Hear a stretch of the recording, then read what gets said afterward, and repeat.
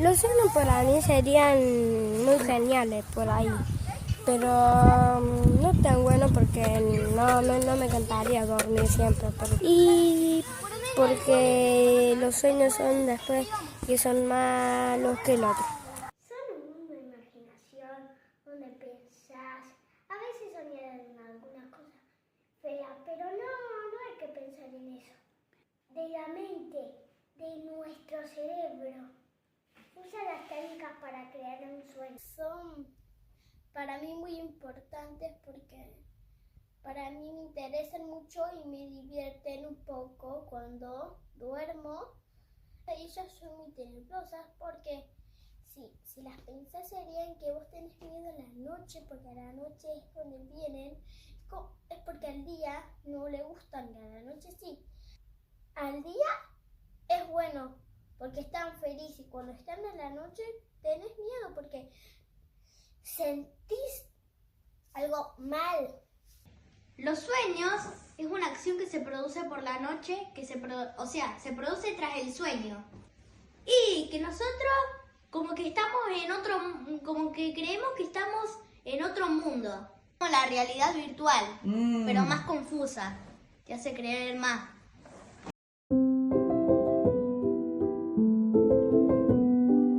Segunda clase del curso anual del Departamento de Investigación de Psicoanálisis con Niños, Sueños y Fantasmas, su valor en la clínica. Hoy nos vamos a dedicar al segundo módulo, que tiene un nombre atrapante, la hora de la dormida. Eh, lo va a trabajar Silvia Perazzi y Camila González. eh, Ambas son miembros de la MP, de la EOL y por supuesto forman parte del departamento. Pero antes de comenzar, habíamos pensado con la comisión tomar algunos puntos, algunos breves puntos. María Marta va a tomar algunos puntos. María Marta Arce forma parte de la comisión organizadora del curso y es quien hizo la reseña de la primera clase. Entonces ella va a retomar algunas cuestiones y usaba esta palabra que está linda, que es un trenzado, intentar hacer un trenzado. Nos va a venir bien para los que estuvimos, recordar, y para los que no estuvieron, y es la primera clase que toman, para saber algo de lo que vimos en la primera clase. ¿Ah? María Marta. Hola, ¿cómo les va? Voy a tomar dos puntitos para hacerlo bien breve. La vez pasada trabajamos sueños y fantasmas, ¿no? Entonces, una de las cosas que me pareció muy interesante que situó Ana es respecto del ombligo del sueño, ¿no? Que lo toma el ombligo del sueño de Freud, un poco reinterpretado por Lacan, para decir que es a partir de esa cicatriz entre el encuentro entre el lenguaje y el cuerpo, lo que sería como el punto de partida de las producciones del ballet, ¿no? Como que allí ya se empieza a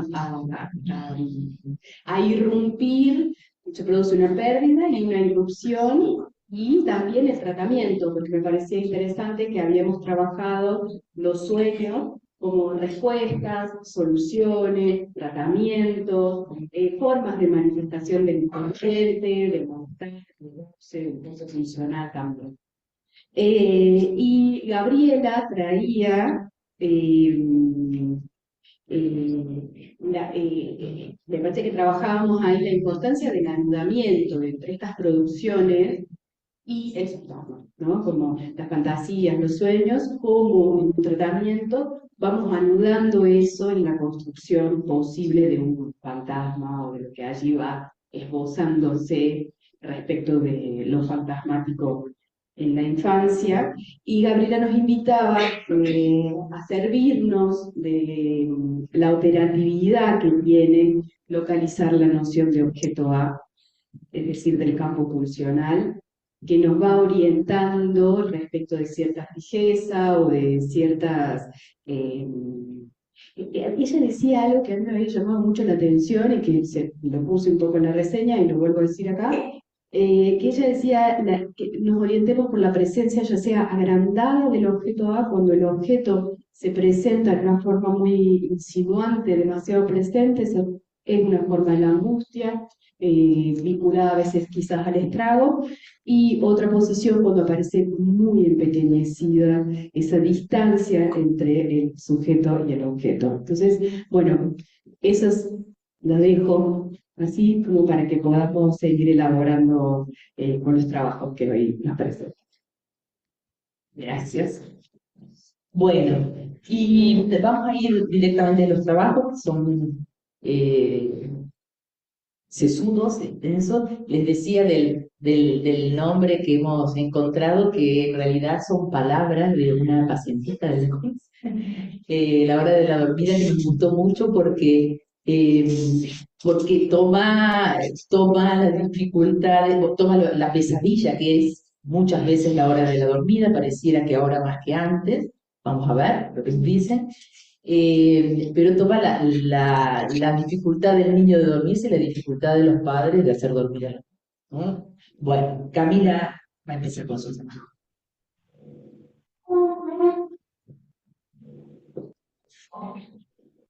Bueno, es un gusto para mí estar acá. Agradezco mucho a la comisión del curso, bueno, al departamento, a Beatriz, a Ana, porque ha sido realmente un placer investigar, y considero que, bueno, esto es una investigación en curso, que realmente me encontré con muchísimos textos para seguir estudiando, también de cara hacia las jornadas del departamento. Dificultad a la hora de dormir en los niños, pero no solo en ellos, y también la dificultad de los adultos para hacerlos dormir, es una cuestión que escuchamos frecuentemente en las entrevistas con padres. En el argumento lo dicen así: ¿por qué el momento de ir a la cama se convierte en una verdadera pesadilla, tanto para los padres como para los niños? Llanto, gritos, exasperación que llega al hartazgo y a la angustia y que le arrebatan al sueño su función de guardián del dormir. Si bien dormir es un asunto vital y podemos constatar los efectos perjudiciales de la privación del dormir, pero también del soñar, la biología no alcanza para dar cuenta de este hecho. Podemos agregar incluso que el insomnio puede ser un signo clínico de la urgencia subjetiva. Esto es algo a lo que cuando aparece en tratamiento le prestamos atención. No sé si ustedes recuerdan, hay en el presidente Schreber, en el momento del desencadenamiento, cuando asume el cargo, hay un momento de insomnio previo a la emergencia de los fenómenos individuales, los fenómenos elementales, perdón. Que es interesante para visitar esa parte del testimonio. En el ser hablante, dormir no es algo que esté programado de modo natural, diríamos como casi nada. Indagar en las condiciones del sueño en la clínica con niños puede brindarnos muchas sutilezas del lazo del niño con sus otros y del modo en que su cuerpo es recibido, tratado y envuelto por palabras y significaciones por la familia en la que nace, y del modo en que estas, las palabras, hacen cuerpo. En definitiva, nos habla sobre la economía de goce que allí se junta. Escuchamos a madres y padres decir sobre sus hijos, hijas: era tranquilo, no molestaba, dormía todo el día hasta que pasó algo, había que despertarlo para comer, era muy independiente, desde siempre durmió solo, nos turnamos para dormir una noche cada uno con él, no puede despegarse de mí, lo pongo en la cuna y llora. Una primera interrogación que me surge es si estas dificultades para dormir son algo novedoso, si es una cuestión de la época. Bueno, un poco causada por esta pregunta, me encuentro con un libro que recopila nanas y que revela que los ruegos para que un niño duerma son un asunto nuevo. De hecho, muchas de las nanas están escritas en un lenguaje muy antiguo. Entonces me pongo a buscar de dónde venían las nanas. Incluso encontré que la primera nana de la que se tiene registro escrito, una pequeña tabla de barro que cabe en la palma de la mano, que está en un museo, data de alrededor del año 2000 a.C. Y se trata de una reprimenda al bebé por despertar al dios de la casa con sus llantos, lo que tendrá repercusiones. La nana dice esto: quieren decirle al niño que ha hecho mucho ruido, que despertó al demonio, y si no se calla de inmediato, el demonio se lo comerá. El miedo, la amenaza, es un tema constante en las nanas tradicionales. Paradójicamente, el miedo que a muchos niños dificulta irse a dormir es usado para que duerman.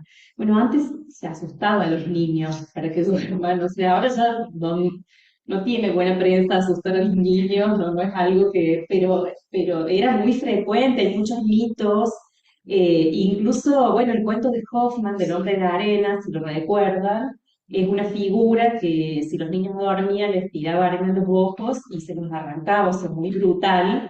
eh, pero nosotros en nuestra cultura tenemos varias figuras del golf.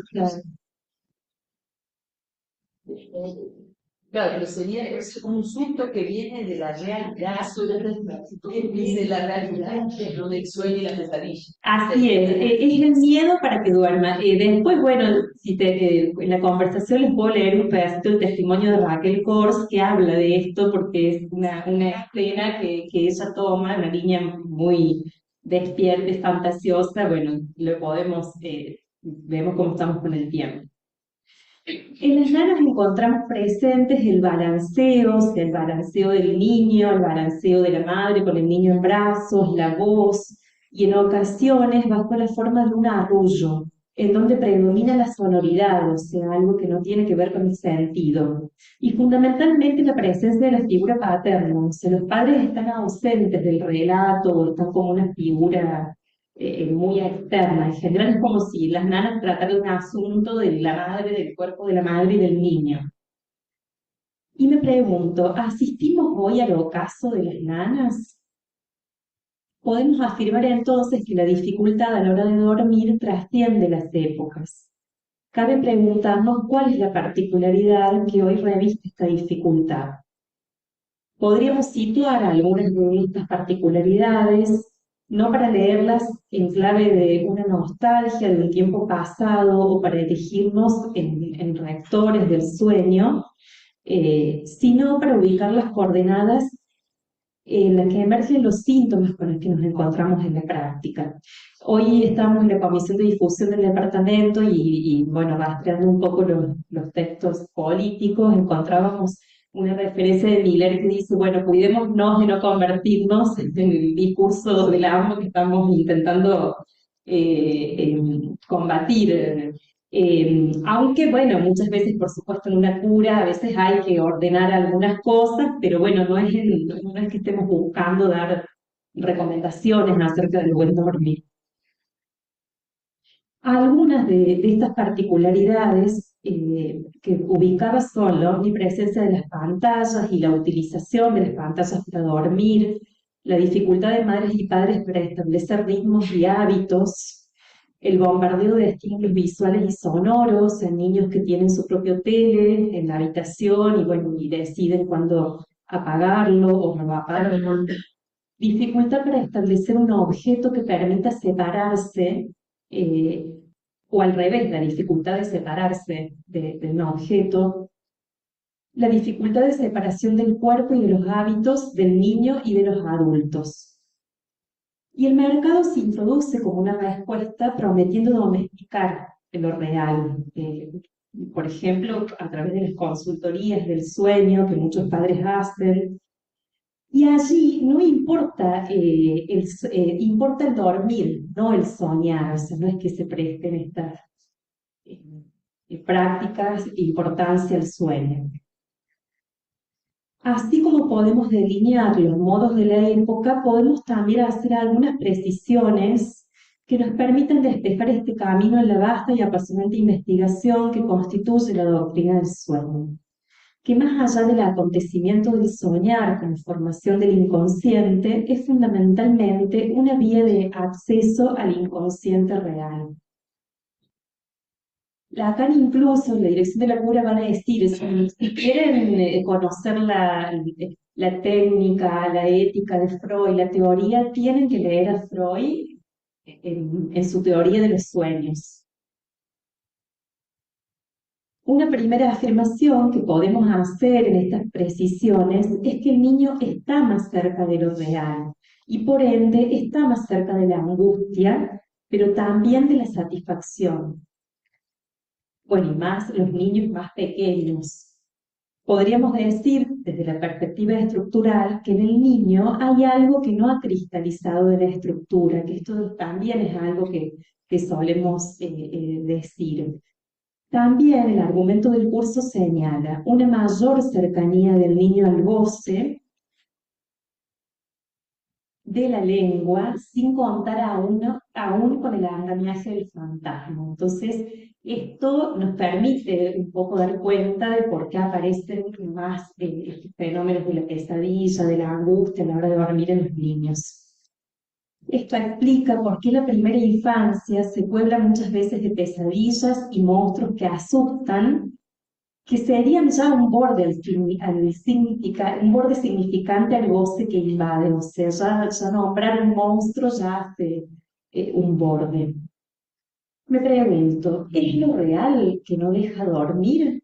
¿O no se puede dormir porque no es posible entregarse a lo real que el sueño conlleva? Para considerar el dormir, este es otro punto que me parece importante, no podemos separarlo del despertar. Entonces, podemos ubicar un nudo entre dormir, soñar, despertar. Y me pregunto, y ahí preguntarnos, ¿qué le dificulta a un niño dormir? ¿Qué le permite dormirse? ¿Qué lo despierta? Precisamente una de las quejas de los padres al respecto es la cantidad de las veces que los niños se despiertan, principalmente los niños muy chiquitos. Lacan subierta respecto del despertar la idea freudiana de que la realidad es la que despierta y sitúa que lo que despierta es lo real, lo traumático.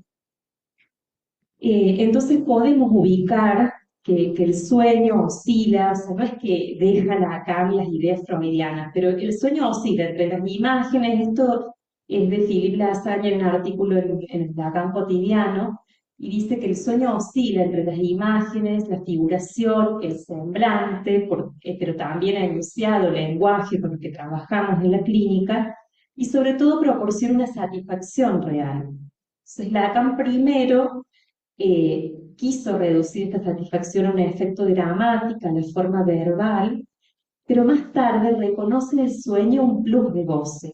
Este real pulsional, este goce mismo que corre el riesgo de provocar, es el que corre el riesgo de provocar el despertar del soñante.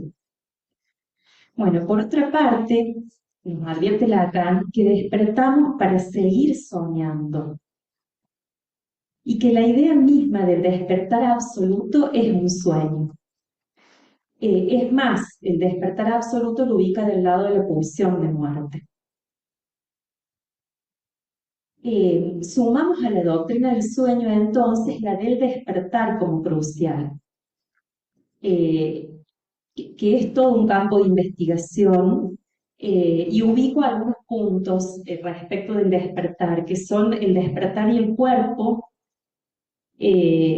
Incluso Lacan dice en la tercera que el cuerpo solo sabe soñar y que el sueño precisamente modera ese real, evitando que lo masivo del acontecimiento de cuerpo provoque el despertar, que sería la pesadilla.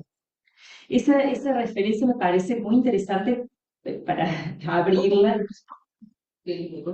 Lo masivo del acontecimiento del cuerpo sería tratado por el cuerpo. Claro, lo que dice es que no habría despertar porque no sería posible para el cuerpo. O sea, seguimos, primero me plantea que el despertar, que despertamos para seguir soñando, pero que habría momentos de despertar. Y la segunda tesis del despertar es que es imposible. y ubica como el sueño del despertar absoluto, como del lado o sea, despertar incluso de los sueños, como del lado de la pulsión de muerte, de que eso sería un sueño, eso mismo, que no podría, no sería soportable para el cuerpo despertar a lo real, digamos. Pero me parece que Pero, bueno, algunos momentos. eso sería también.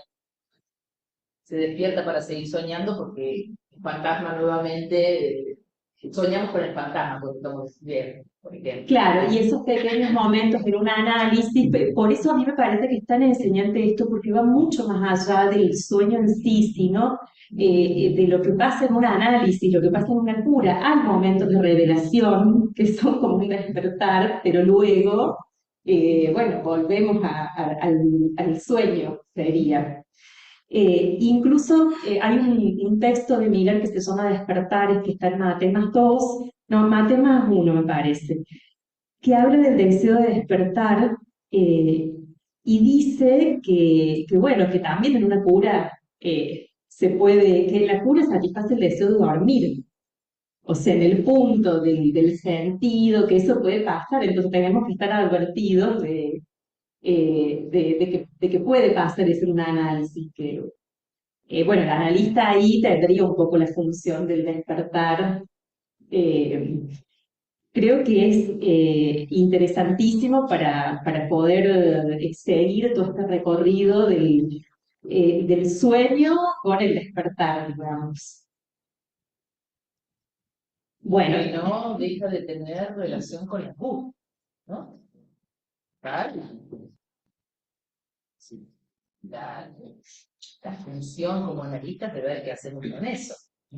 sí, Estamos diciendo que es despertar. y ver si porque incluso hay en estas referencias, yo no me acuerdo cuál dice, bueno, la analista puede ser un poco pesadilla, pero bueno, habrá que ver en qué punto y si es conveniente, porque quizás en algunos casos donde precisamente lo real no está, no hay la pantalla, quizás, bueno, poder moderar ese real o armar alguna pantalla, alguna ficción que permita hacer más soportable lo real.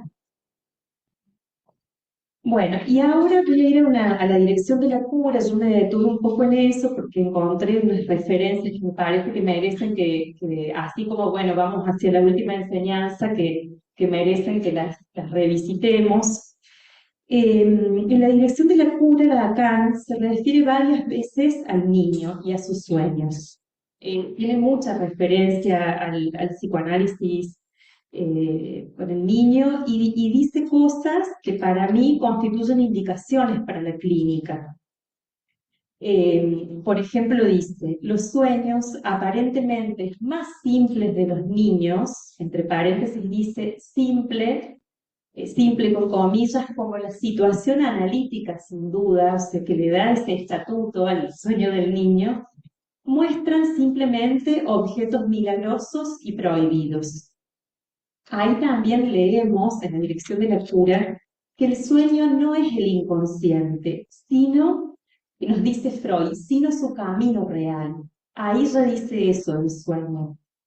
Y ubica que el despertar se produce cuando el sueño se une a la demanda del otro.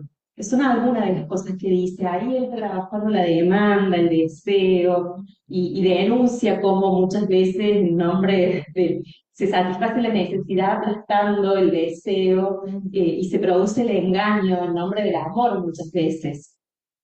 Y esta cita es la que me resultó particularmente interesante, que dice, pero el niño no se duerme siempre así en el seno del ser, sobre todo si el otro, que a su vez tiene sus ideas sobre sus necesidades, se entromete y en lugar de lo que no tiene, le atiborra con la papilla asfixiante de lo que tiene.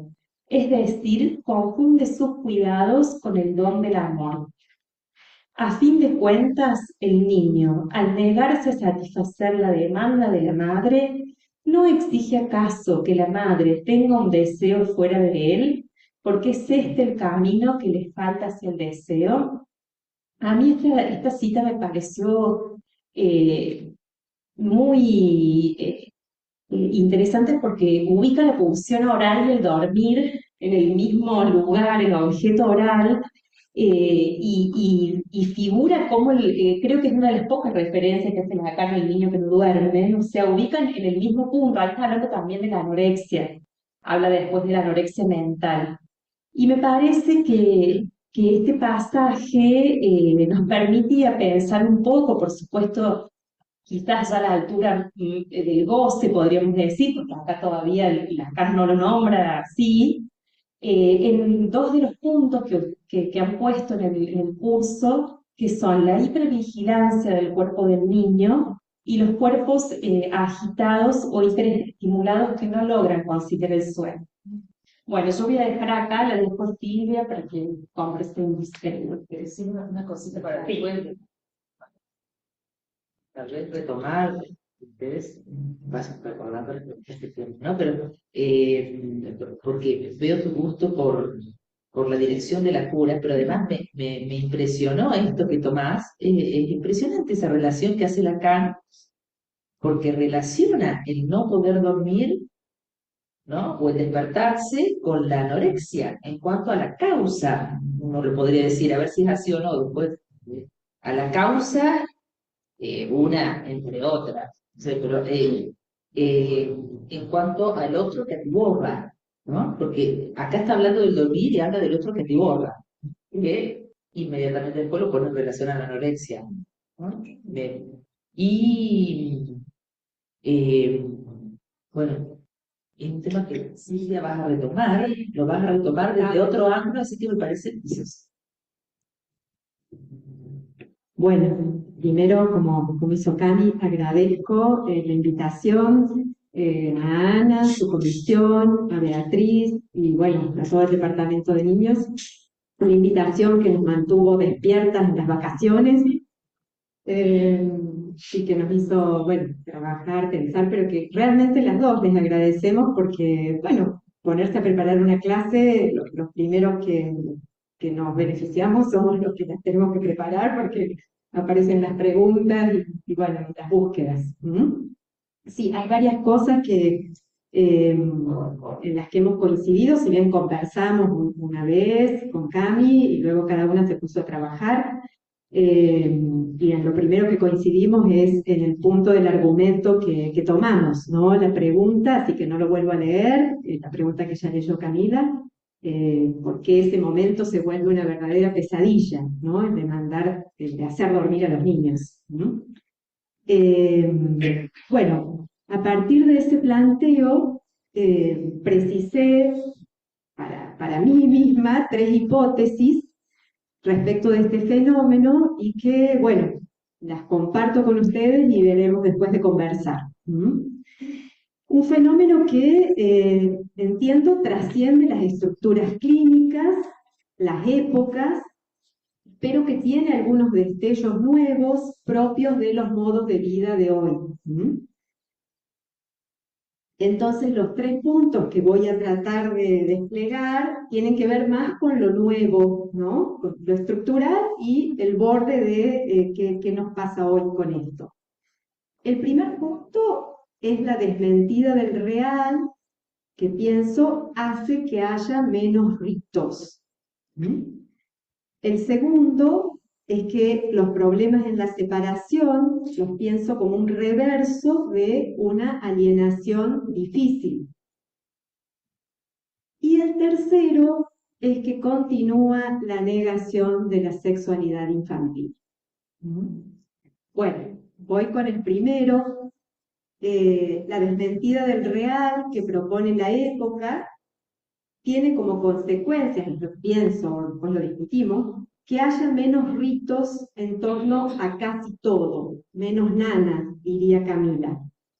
Los imposibles se saltean uno tras otro.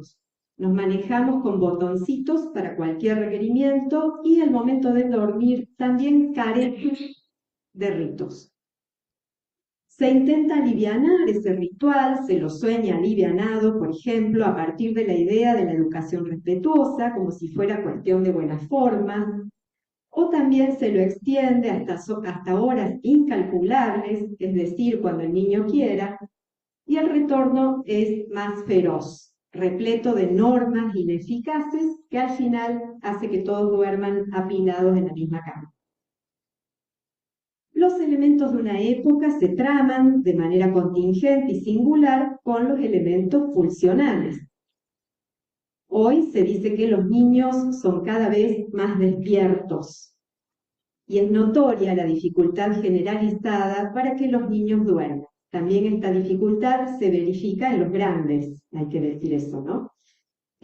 Una cosa que dijo Camila, las palabras hacen cuerpo, y me parece que este significante, los niños despiertos, hay algo de eso que luego se produce, por decir así. En las últimas jornadas del Departamento de Niños propusimos para una mesa trabajar en torno al amor y el respeto como dos nombres del super yo actual.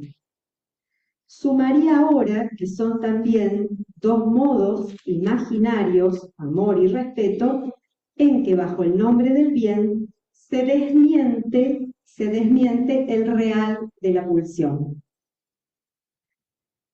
¿Qué se propone en lugar de los viejos, ya verdaderamente muy viejos, ritos, por ejemplo, de llegó la hora de ir a la cama después de un día sensacional? No lo puedo cantar, ¿eh? Con un gran beso y hasta mañana sonreiremos al despertar. Ellos no, bueno, yo se los digo en términos. Canto, no van a querer. O el tierno topollillo, o el libro gordo de Petete. Ah, me faltó la familia Teleri. Bueno, artilugios que sin negar el real del sueño, facilitaban a los padres asumir esa función, no desconociendo la dificultad que conlleva. La caída de cualquier ritual evidencia, entiendo, una negación de lo real del goce. El goce requiere de una función que impacte de palabras-acto, palabras con consecuencia. Una colega, Pilar Ordóñez, me trajo una referencia del seminario 6, que le agradezco, donde Lacan señala que los ritos son una dimensión colectiva del tratamiento del real, que existen las locuras particulares, la de cada uno, y Lacan aclara que también hay otras locuras, las colectivas, que son esenciales a la condición humana y son los delirios que se comparten en una familia. Entonces, por eso es necesario llevar a cabo algunos ritos, porque si no se consuman esos ritos, el real empieza a aparecer por todos lados. Sigo. Cuando todo es un continuum del goce, no se encuentra entonces el momento oportuno, no se sabe bien cuándo, ni cómo, ni dónde conviene entregarlos al guardián del dormir. Si nos detenemos también un momento en los dibujos animados, encontramos las imágenes terroríficas de máquinas humanoides que explotan, por ejemplo, o del otro lado, las moralejas de la educación armónica, relatos con fórmulas que rozan lo tonto al querer educar las emociones y controlarlas. En uno o en otro extremo, esa desmentida de lo real trae como consecuencia ausentar o depreciar la mentira, la paradoja con la que lo simbólico se introduce en lo real o tiene chances de tocar algo.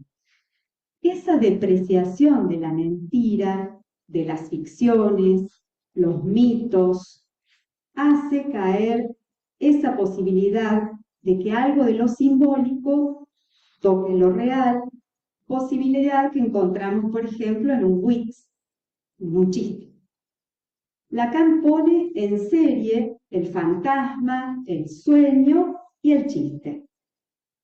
Entonces, me pregunto si al depreciar la mentira de lo simbólico, la mentira es lo simbólico en lo real. Miller hace un grafiquito donde pone la S de lo simbólico adentro del círculo de lo real, la incluye ahí. Entonces, si depreciamos esa mentira, es que constatamos más angustia. La angustia es lo real en lo simbólico. ¿Lo digo bien? Sí, lo real en lo simbólico, ¿no? En lo inverso. Lo pienso así, inversamente proporcional, casi en que si hay más ficción, más mentira, más posibilidad de ficcionar algo, la angustia puede retroceder un poco. Es una idea. ¿Mm?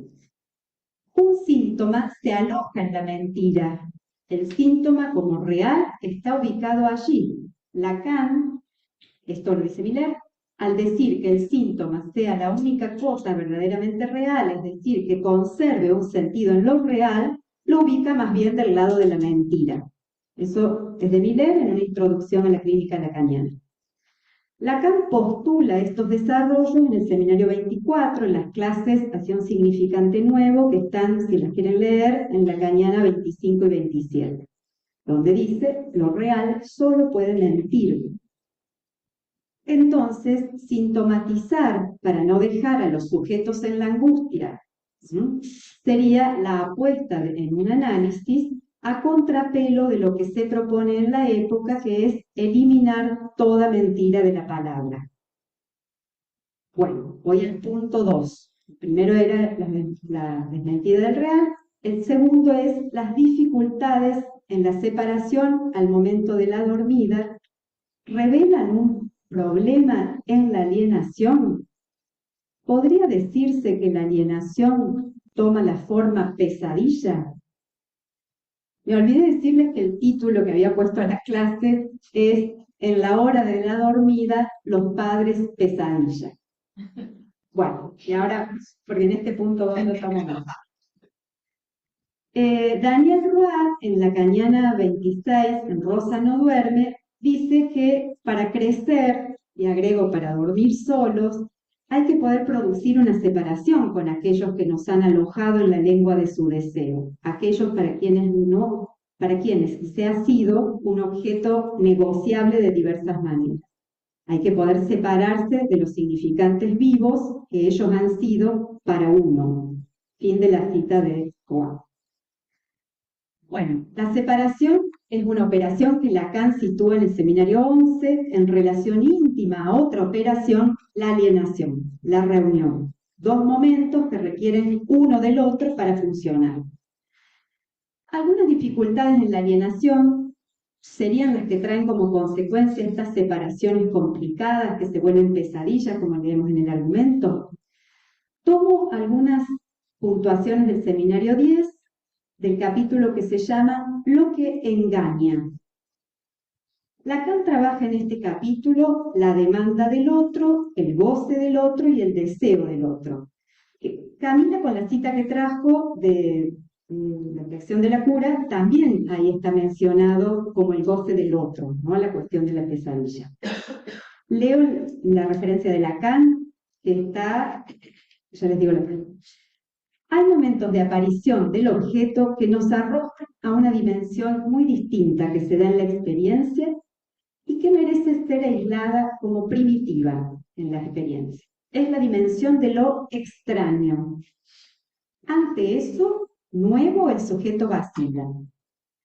Este surgimiento en el campo del objeto de algo desconocido, experimentado en cuanto tal, de una estructuración irreductible, no plantea una cuestión únicamente a los psicoanalistas. Sea como sea, es preciso explicar por qué los niños tienen miedo de la oscuridad. Y ahí Lacan se refiere a la pesadilla. La nombra, en primer lugar, como una experiencia. No dice otra cosa más que la pesadilla es una experiencia, siempre actual, algo que se siente en el cuerpo, como la angustia del goce del otro. Y se pregunta también por qué los analistas no se ocupan de ella. Siempre nos provoca un poco la cabeza.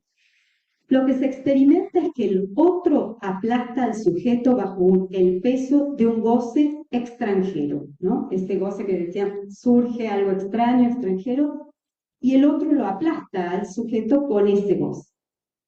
Lo que se ve en la pesadilla, dice Lacan, es que la figura que pesa Es la misma figura que interroga, que plantea un enigma. Entonces, peso y enigma o interrogación. Lacan no lo trae ahí, pero ustedes recordarán seguro el sueño con que Freud inicia el capítulo de la psicología de los procesos oníricos. Un sueño, capítulo 7, un sueño paradigmático sobre la angustia. La pregunta es, padre, ¿acaso no ves que ardo? Hay una interrogación en ese sueño. Y el padre se despierta. El sueño introduce ese interrogante, es decir, una demanda, es decir, la dimensión pulsional. El que aplasta al mismo tiempo interroga. Para eso Lacan plantea la figura de la esfinge griega, que tiene cabeza y pechos de mujer, alas de pájaro y cuerpo y pies de león, que asolaba el país de Tebas, proponiendo enigmas a los hombres, ella tenía voz humana, y devoraba a quienes no sabían resolverlos. Si quieren, búsquenlo, lo busqué un poco sobre, es interesantísimo leer estos mitos. Estos elementos clarificados por Lacan para la pesadilla, es decir, el goce del otro con su opacidad y su peso, y el enigma, es decir, la demanda, son los mismos elementos que referimos a la forma que toma hoy el otro parental. Me animo a decir que el otro parental, los padres, hoy refuerzan la pesadilla, que uno de los nombres podría ser, para ellos, para nosotros, el de pesadilla. El interrogante abridor del grafo, por ejemplo, el ¿qué me quieres?, se desplaza de los niños a los padres. Ellos, que tendrían la función de responder sin responder, de producir ansia, malentendido, encarnan a la esfinge de Tebas. ¿En qué lo encontramos? Es el goce de los padres que se pone en primer lugar cuando acuestan al niño en la cama que es de la pareja, aunque los niños lo pidan a gritos. No olvidemos que el niño es respuesta, sus pedidos son respuestas. Una mamá manifestaba que quería exprimirlos lo más posible antes de que crezcan. Y eso incluía disfrutar el cuerpo calentito de sus hijos, que tenían ya 6 y 7 años, todas las noches. Escuchamos diferentes versiones: dormir con ellos porque se trabajó todo el día, o estar cerca por si se enferman, o desde que nos separamos duermo con él o con ella, siento que lo dejo, si lo dejo en su cama lo abandono. Verifican algo que desarrollaré en el otro punto, la dificultad del otro para estar presente en la ausencia. Es la demanda de los padres la que aparece preguntando al hijo casi todo, trasladando algo de su propio enigma al cuerpo del niño. Los padres casi no interpretan ni orientan un lugar, y pienso que sería más la perspectiva de que el niño es el que arma la familia, ¿no? Entonces, padres pesadilla que demandan, interrogan y hacen de ese cuerpo un objeto para su satisfacción, que no encuentra impedimento en lo social, ya que en la época se trata más bien, algo que Guy Troban en un seminario nos decía hace muchos años en Córdoba, en la época se trata de un reforzamiento de la pulsión. Entonces, no hay obstáculos para ir por ahí. Bueno, hay otra cita del seminario 10 en la página 64, no la voy a leer toda porque es larga, va en consonancia con lo que leyó Camila, porque dice, a ver, la posibilidad de la ausencia es la seguridad de la presencia. Lo más angustiante que hay para el niño se produce cuando la relación sobre la cual él se instituye, la de la falta que produce un deseo, es perturbada. Y esa relación es perturbada al máximo cuando no hay posibilidad de falta, cuando tiene a la madre siempre encima, en especial, disculpen, pero dice Lacan esto, en especial limpiándole el culo. Modelo de la demanda que no puede desfallecer. Eso está en la página 64 del seminario 10, bien claro es Lacan ahí. Entonces, lo que no se consigue para abandonarse al dormir es la seguridad de una presencia. El niño pide constatar esa presencia, exige el habeas corpus, sin mediación ni metáfora. Y esas exigencias son escuchadas también sin mediación ni metáfora. Bueno, ¿hay tiempo? ¿Otro punto? ¿Me apuro? ¿Sí? Lo hago mejor. Bueno, el tercer punto planteo de que continúa ese rechazo a la existencia de una sexualidad infantil. En este tiempo de liberación sexual, sin embargo, padres y educadores siguen sin querer saber nada de la noticia de Freud que hay una sexualidad infantil. Quizás haya algo estructural en esta Verwerfung tan sostenida. En el trabajo con padres, lo verificamos a diario con insistencia, ninguna pregunta, ningún cuestionamiento al hecho de llevarlos a la cama hasta edades avanzadas. A que el horario de ir a dormir sea el mismo para todos, para grandes, para niños, a que los niños decidan, organicen dónde duerme cada quien. A la vez, las consultas de preocupación por los juegos sexuales infantiles en los que se sospecha algo malo, si bien no es el tema ese que nos convoca. ¿A qué se debe esta denegación tan grande? Este descubrimiento ya tiene más de 100 años de haber sido esclarecido. Freud inicia el historial de Juanito con un sueño ocurrido cuando el niño tiene 4 años y 9 meses. Es un sueño de angustia. Juanito se levanta, llorando, y dice: mientras dormía, he pensado que te habías ido y que no tenía ya una mamá que me acariciase. Freud no deja de destacar enseguida la enorme intensificación previa de su ternura hacia la madre. Ya había antecedentes en las tentativas de seducción a las que hace objeto a su madre, poco antes de la emergencia de la angustia de salir a la calle. Luego viene la angustia y la fobia, ¿no? Así la angustia de separación respecto de la madre, pero también las preguntas a la madre acerca de si ella por la noche se toca la cosita, son fenómenos que Freud lee sobre el fondo de un deseo intensificado, frente al cual la inconsistencia del otro es prefigurada por el fantasma de su pérdida.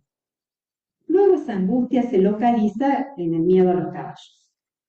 Este punto de la intensificación del deseo que señala Freud podemos traducirlo como intensificación de un goce, con la consecuencia de la confusión y el pegoteo de los cuerpos en todos los registros. En el seminario 19, varios años después, Lacan habla del deseo del dormir. Esta cita me la aportó la comisión, que les agradezco porque es hermosa. Dice: el único deseo fundamental que Freud dice que se cumple en el sueño es el deseo de dormir. No habla de deseo sexual en el sueño, sino de deseo de dormir. Esto es la posibilidad que se suspendan, que también traía Camila, el semblante, la verdad, el goce y el plus de gozar. Que todo eso se suspenda. Cuando dormimos es cuestión que ese cuerpo se enrolle, se oville. Dormir es no ser molestado, porque el goce es molesto. Es muy impresionante. Donde la cura dice, que no lo llegué a la cita, dice: el deseo de dormir, dice, es repliegue narcisista del libido y retiro de las cargas de la realidad. Es más, es casi muy similar, muy freudiano, sí. Eso que les leí del goce es molesto está en el seminario 19, la página 213. La suspensión del semblante, de la verdad, del goce, del plus de gozar, requieren que tengamos cierta confianza en que eso no desaparece si nos dormimos, que volvemos a encontrarnos. Es descansar en la existencia de un otro confiable. Repetimos mucho que no se trata de instaurar las regulaciones del nombre del Padre. Sin embargo, eso no impide introducir cada tanto un así no, delimitando algún borde. Un analista no tiene estándares, con eso solo buscamos algo que tenga mayor alcance, porque sabemos que también el así no tiene mucho alcance. ¿Qué sería algo de mayor alcance? Por ejemplo, que el propio cuerpo, es decir, que el otro de cada niño se convierta en el lugar de esa confianza. ¿Cómo hacemos para producir eso? De ese momento de ovillado, enrollado.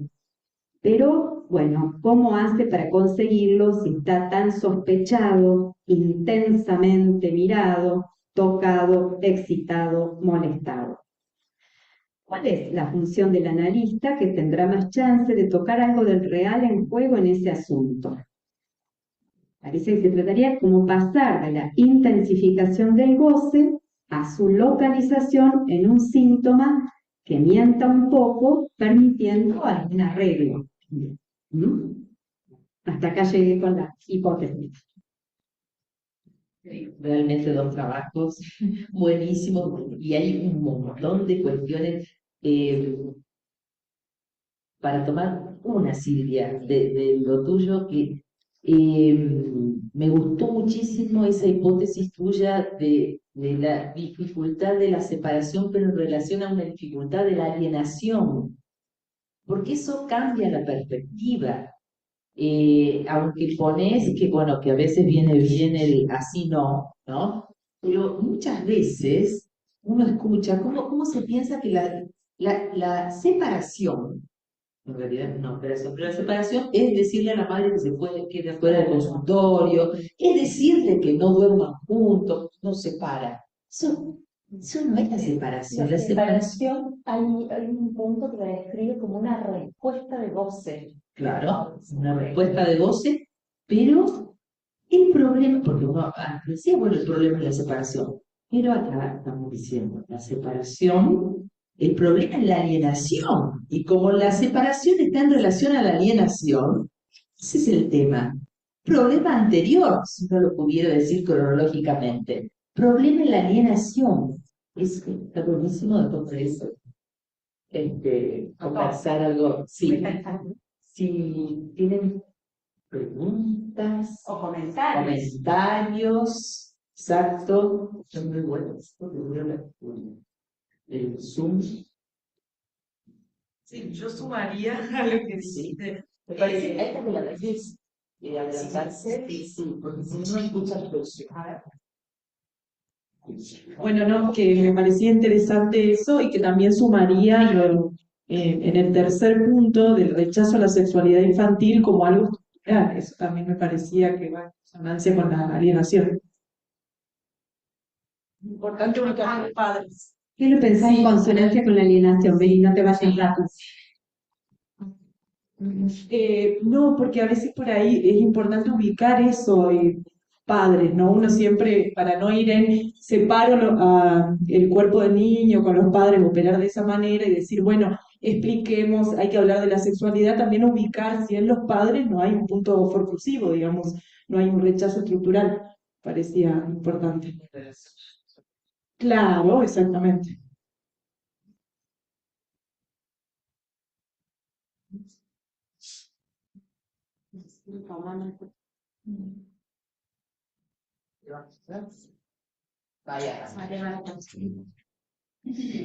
Me preguntaba un par de cosas, pero voy a decir algo.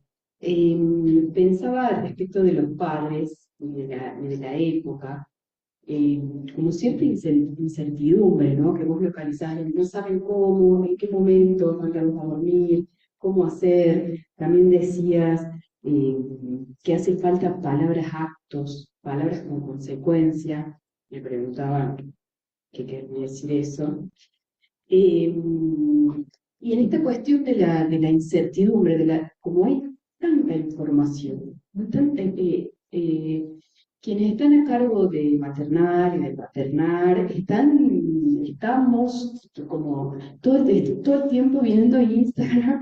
Entonces, en esa incertidumbre, lo primero que se cuela es el discurso evolutivo, ¿no? De la maduración, y entonces va a madurar y solo se va a separar. Y me parece que la propuesta que traen respecto de la demanda de la insinuosa, no sé cómo decir, ¿no? De la intensificación de la demanda que es función, de esa cercanía del cuidado donde no se puede producir, decíamos, como la ofebo, ¿no? Como es esa presencia que está presente aún en la ausencia, que es la función de lo simbólico, como si no hubiera... Entonces pensaba, ¿qué tratamiento en los niños? Y algo que conversábamos en la comisión respecto de los sueños era como atraerlos, ¿no? Como una posición de quien practica, de hacer ingresar la dimensión del sueño, que está como, estamos tan evolutivos y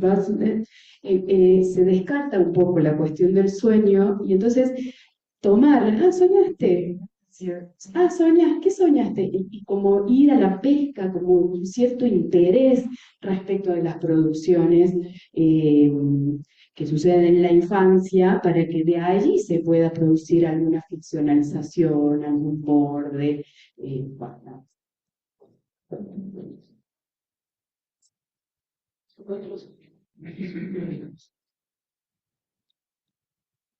Sí, me parecía muy interesante esto que traías en relación a que esta separación tiene que ver con esta de la alienación que se ha producido de manera, sí, sí, ahí. Eh, y en relación a los ritos, también lo escucho mucho con el control de esfínteres, que también es un proceso de separación. Entonces los niños por ahí tienen 5 años, 6 y piden el pañal para una deposición, para hacer caca, o los padres no logran eh, hacer algún ritual, alguna enseñanza, algún acompañamiento efectivo. Esto lo escucho mucho en el dormir y en el control de esfínteres también. He visto que decían tal cual lo describían. Además del consultorio, yo trabajo en una escuela en el nivel inicial, hago muchas entrevistas y esto es algo que resuena constantemente. Por ahí es que decía Camila, que tomaba las palabras hacen cuerpo. Ese entrecruzamiento, es que la palabra pueda morder el cuerpo. Es decir, hacer pis, nadie dice que el hombre tiene que hacer pis, digamos, en un cuerpo armado, ¿no? El que puede hacer pis y dejar de hacer pis. No saben cómo acompañar, es como si estuvieran sumamente desorientados. Y le preguntan al niño. Exacto, te iba a decir esto, la crianza respetuosa, es decir, hay ahí como un esperar que el niño diga cuándo, cómo. Eso es lo que se entiende con respetuoso, que el niño diga, un día diga, bueno, hoy voy a empezar a ir al baño, o sea, algo así. No hay ese otro proceso de la presencia en la ausencia. Bueno, más bien como sumar estas reflexiones que me parecen sumamente interesantes, cada una de las cuestiones que fueron puntuando para que sigamos trabajando. Me quedé pensando en esto que traía Silvia de que al siglo XXI aún se sigue desmintiendo la sexualidad infantil, que parece como paradójica, y a la vez en un estado de alerta en el día, para decirlo así, en que los chicos pudieran ser abusados, entonces también hay esa alerta en todo momento en que el niño podría ser objeto de abuso, ¿no? También hay poca generalización de eso, o cuestiones que puedan como subjetivarse, siempre más bien como, bueno, o cámara o el micrófono, de acuerdo. Y después pensaba esto que con Lacan aprendimos de que para la pregunta sobre que algo de con respecto a hoy, porque lo hacía Camila, bueno, esto 2000 años antes de Cristo, yo siempre en un asunto, pero hoy que el discurso capitalista desmiente las cuestiones del amor y del sexo. Y las cuestiones de soñar, vamos. Claro, claro, entonces Entonces, desmentir la sexualidad infantil, pero también la del adulto a la hora de dormir, ¿no? Entonces me parece que en esta cita que traías de la dirección de la cuna, que la madre desee más allá del niño, también hace una pregunta por el deseo, bueno, que este texto tan orientado de Miller, el niño entre la mujer y la madre, ¿no? Que me parece que remite bueno, son todas como asociaciones, pero a esta orientación tan clave del oral de la sexualidad femenina como preliminar a un tratamiento con niños. Parece que el trabajo con padres no, nos implica como indagar allí o ver cómo en esto de la separación hacemos ingresar ese asunto, que es como difícil de tratar, ¿no? Porque es lo que parece que no se quiere tratar cuando se lleva el niño a la cama, ¿no?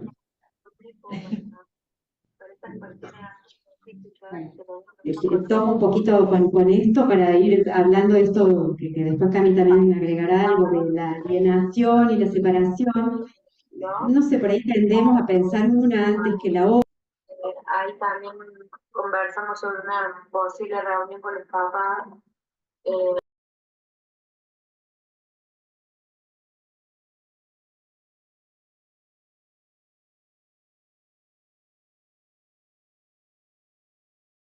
Relación a esto que hablamos de que el niño pueda desear algo más allá de la madre, ¿no? Que pueda aparecer. Me parece que en ese punto hay que pensar la alienación, porque si es el todo, no hay posibilidad de que algo se reúna, se toque, ¿no es cierto? Es como, eso aplasta y las alienaciones, digamos, el estar alienado es a un significante, es a un nombre, es a una cosa, es algo, a un resto incluso. Cuando es todo así tan aplastante que no hay resto, no hay ni unión ni separación, es como que en el mismo acto eso no... Entonces me parece que la clave hay que buscarla en ese punto de cómo ayudar a desear más allá, a abrir esto que decimos siempre, a producir malentendidos, a que algún aire ingrese ahí, pero sí que no nos va bien cuando queremos meter la separación de entrada, no nos va bien.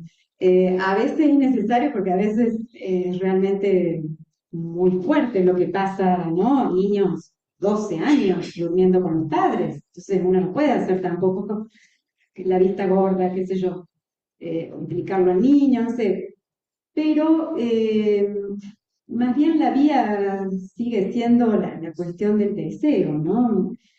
Ahora, creo que esa separación, volviendo a tu pregunta, Ana, es difícil que se produzca porque no aparece esa falta ahí en el punto de la alienación. Entonces, eh, no hay una alienación exitosa, por decirlo de alguna manera, o conveniente entre con ese hijo. Bueno, si querés tomar algo, Cami, ok. Ya lo dijiste, pero resaltarlo por ahí, eso también es fundamental, esa cuestión de la inversión de la pregunta, del qué me quieres, ¿no? Es fundamental para la alienación, lo pienso, porque es relación los significantes del otro. El niño cuando se pregunta qué me quiere, porque es una serie, uno lo puede resumir en el que me quiere, y cuando es al revés, ¿no? Dificulta la alienación a los significantes del otro, que el bebé espera del otro. No, el grande está esperando del niño, que diga, que lance significantes. Sí, la operación es un corte en eso, entonces operar es cortar y eso es lo difícil porque, bueno, me parece que ahí no se recorta. Después tomo lo... A mí me parece que justo con el ejemplo que traían del control de Pinterest, bueno, ahí queda claro que cuando no se toma la cuestión, sabemos que es objeto de la demanda el poder dejar los pañales. Entonces, cuando se piensa solo en la perspectiva de la maduración, ahí uno se desorienta. Entonces, eso es efecto de la demanda y efecto del significante. Entonces, por supuesto que si un niño no puede, porque hay lo del cuerpo, del organismo, pero como es de la demanda, hay algo que introducir respecto de que el otro algo quiere con eso para que se produzca. Y uno lo ve en los niños chicos cómo van todos los deslizamientos en torno a eso, la angustia que le provoca que el objeto salga del cuerpo. Entonces me parece que en este punto pensarlo también. La anorexia me parece que es también un punto para pensar la cuestión del objeto. Yo creo que anorexia e insomnio, no digo que sea como una regla que uno encuentra, pero uno encuentra en pacientes anoréxicos, adolescentes, me ha tocado recibir algunos casos, y la voz que despierta incluso, o sea, que uno tendrá que ver esa voz, es muy común en la anorexia que aparezca la voz, a veces la voz propia, diciéndole cosas al sujeto, que uno tendrá que hacer la sutil diferencia si es la voz de super yo o de qué voz se trata, pero incluso a ese punto, o sea, es la omnipresencia del otro, vamos a decir, eh, ante lo cual la única respuesta del sujeto es el comer nada. Pero es muy interesante para estudiar esa relación, que acá la trae en la misma cita, en la forma del otro que atiborra, y pensar también cuál es el otro hoy, porque no es solamente la madre, me parece que también las pantallas, que hay algo del consumo de las pantallas infinito, por ejemplo, que no escapamos, porque la dificultad para dormir con las pantallas no es muchos pacientes adultos que dicen, bueno, me duermo porque estoy viendo los reels que aparecen uno atrás del otro. Eso es un signo muy de la época. Y respecto, bueno, de esto de las intervenciones, yo pensaba en el caso de una paciente, porque hay que, me parece, ser muy respetuosos también, sobre todo en las entrevistas con los padres, porque si uno dice tiene que mandar a su hijo a la otra habitación, estaría probablemente que no vengan más.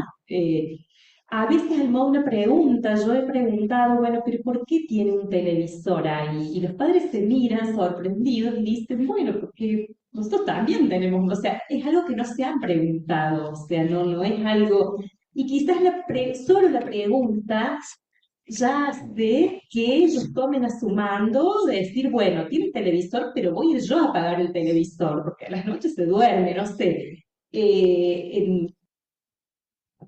Respondo una cosita ¿cómo es su nombre? Betiana. Betiana, preguntabas lo de estructural en la sexualidad con respecto a la alienación también. Bueno, lo podemos conversar, pero pienso que esa denegación de la sexualidad infantil es como un velo que se pone, ¿no?, sobre el niño y que se sigue poniendo aún con todo la liberación sexual y demás, pero sobre eso hay como sí, un cierto hasta ahí, ¿no?, como un borde o un límite. Pero lo pienso estructural porque lo decimos, lo sabemos, qué sé yo, pero cuando eso toca, cuando la visión del niño en una situación de juego sexual, eso, y se puede dormir con los niños porque se piensa que no tienen sexualidad. Cuando vos introducís algo de que, pero y ya tiene el varón, o una mujer, qué sé yo, para introducir así livianamente algo de lo sexual, y ahí hay algo de la vergüenza que aparece, ¿no? Pero si no, eso va y como que se vive sin preguntas sobre eso. Ahora, la alienación no es estructural, ¿no? Eso...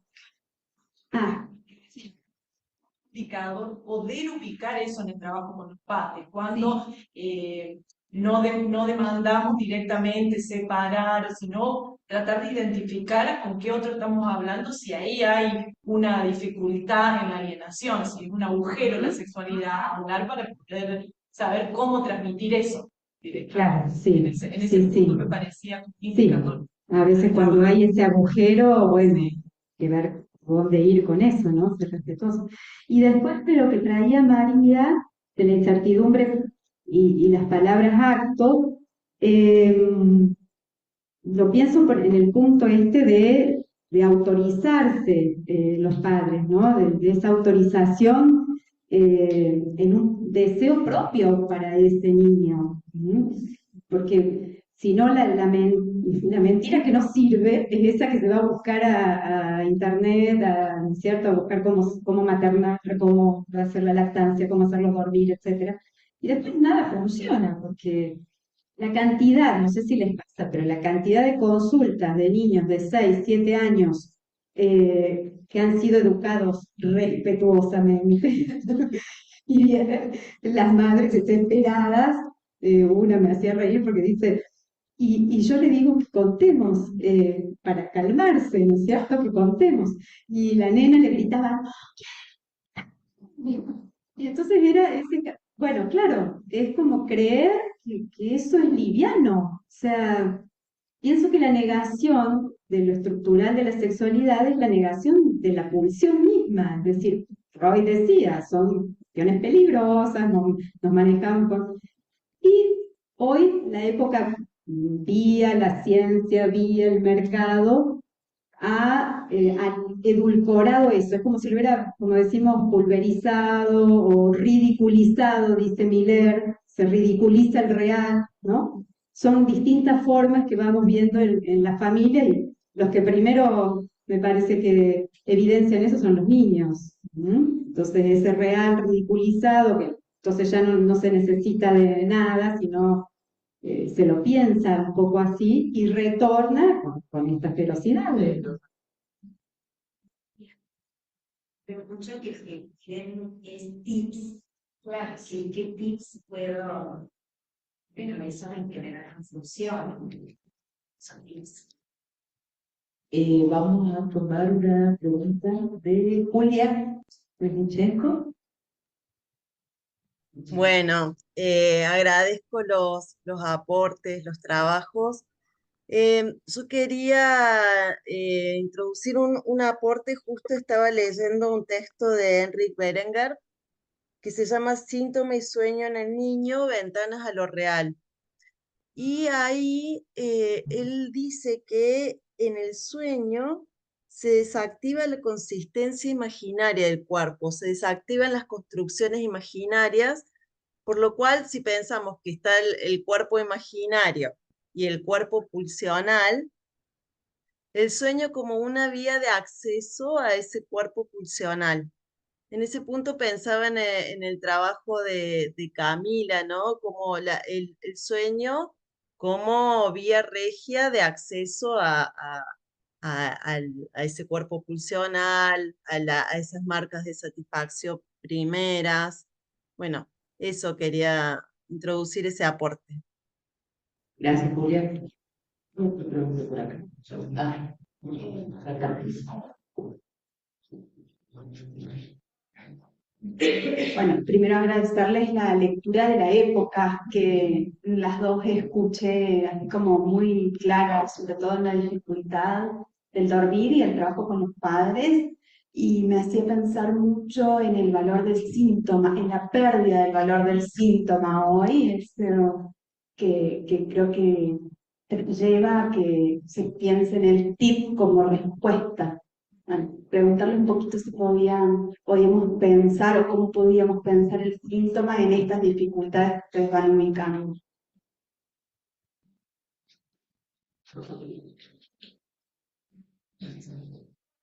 Y el recorte que recién el pase.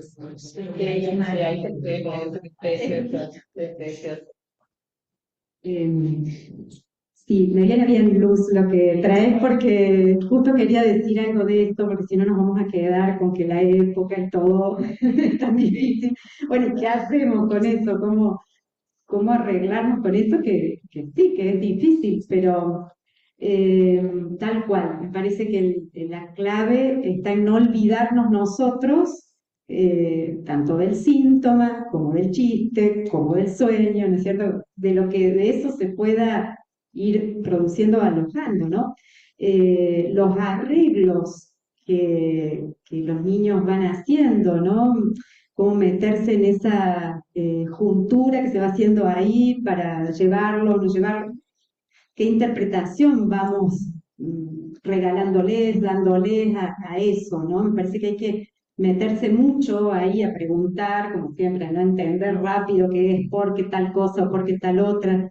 De pronto en una clase traemos algunas coordenadas generales, ¿no? Luego hay que ver cómo eso se juega.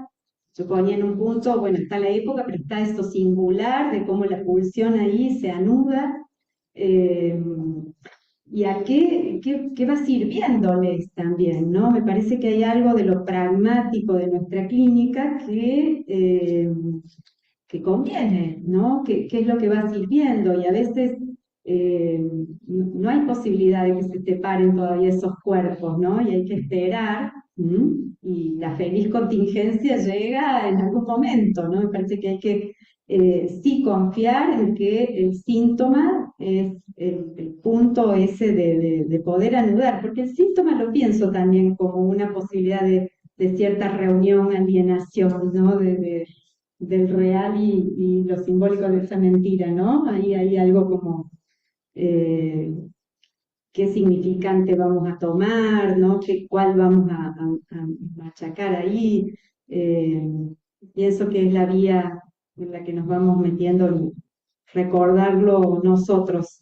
Si no nos aturdimos también un poco con todo este goce que llega así, y que también, y con esto te doy la palabra a Camille, también pasa que, me pasa bastante, tener que recibir durante un tiempo para ver a quién es el que va a tomarse como paciente ahí, ¿no?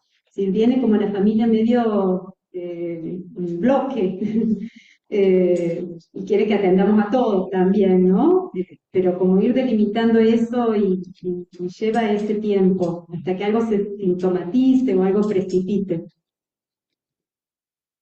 Bueno, me parece que un niño tenga un síntoma quizás es una buena noticia, ¿no? Que pueda armar, porque muchos de los casos que recibimos también vienen muy angustiados, de muchos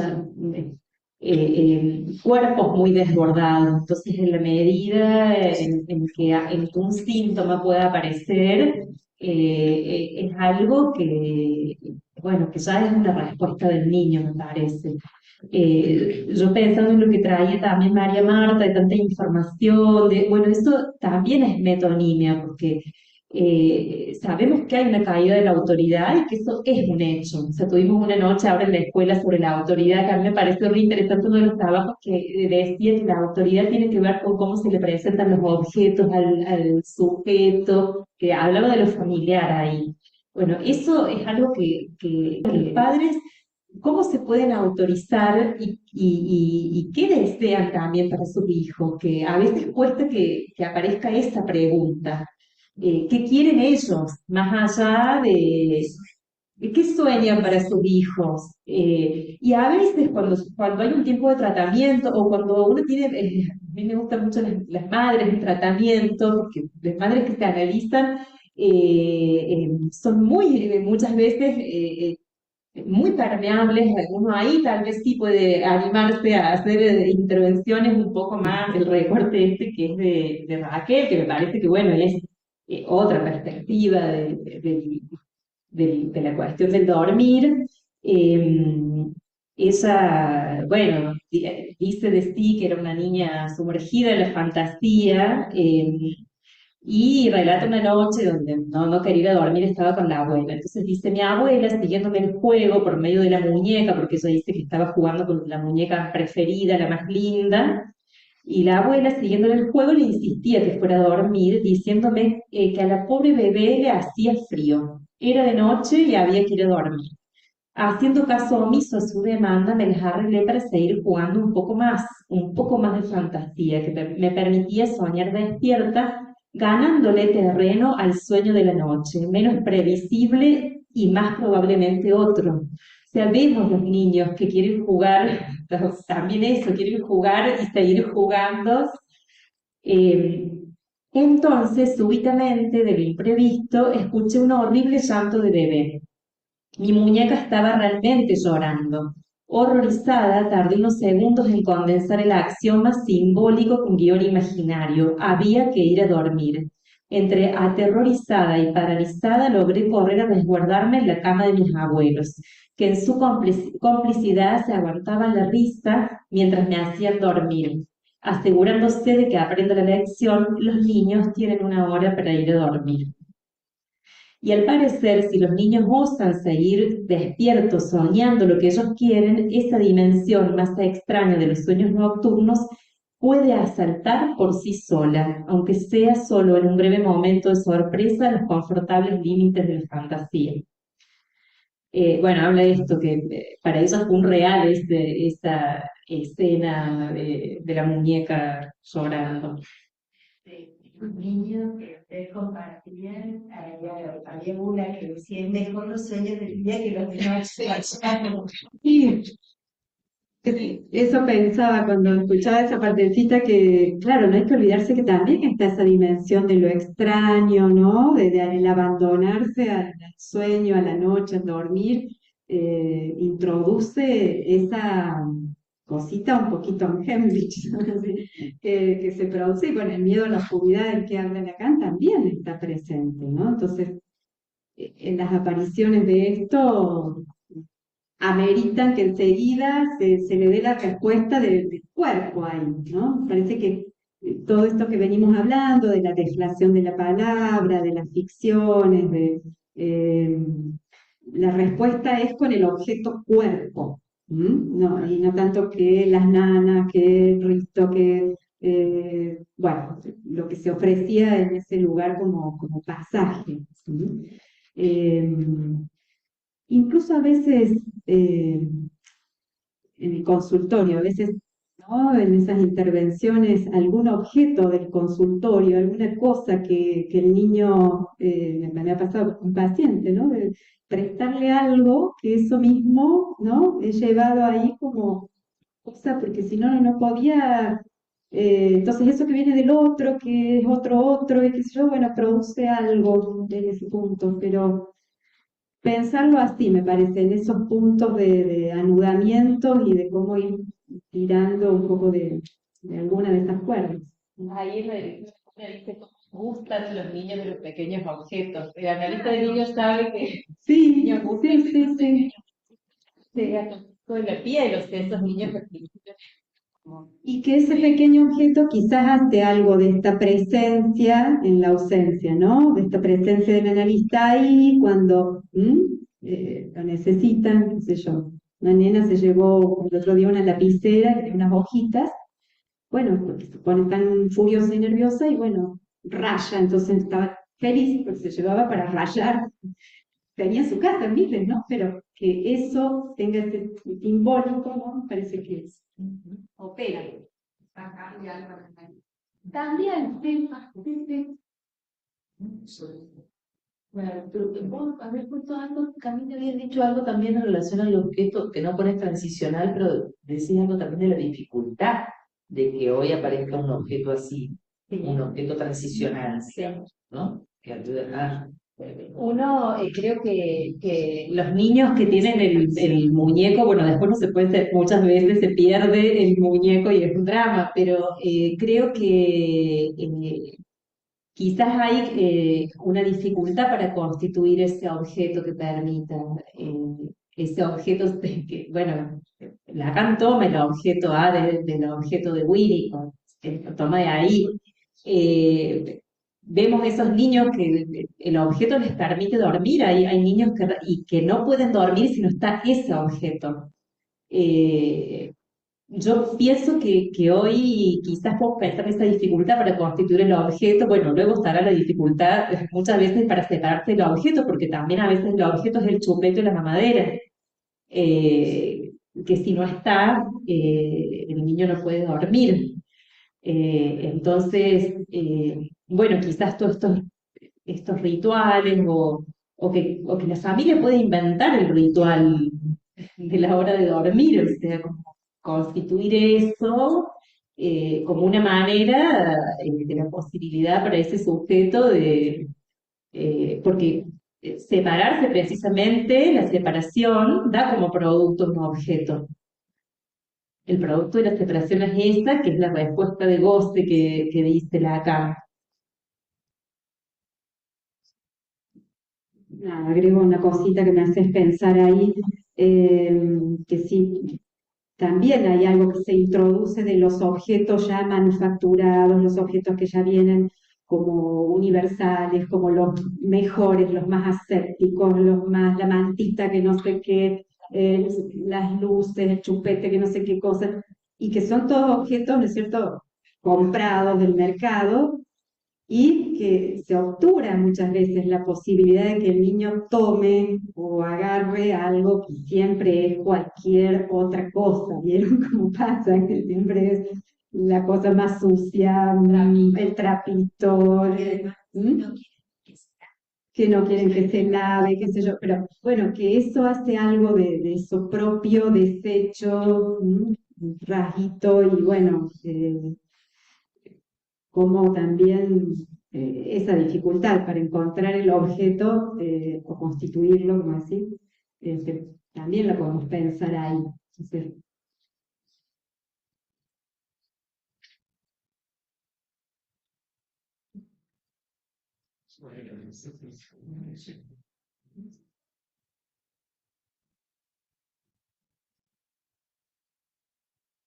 ¿Podemos finalizar aquí?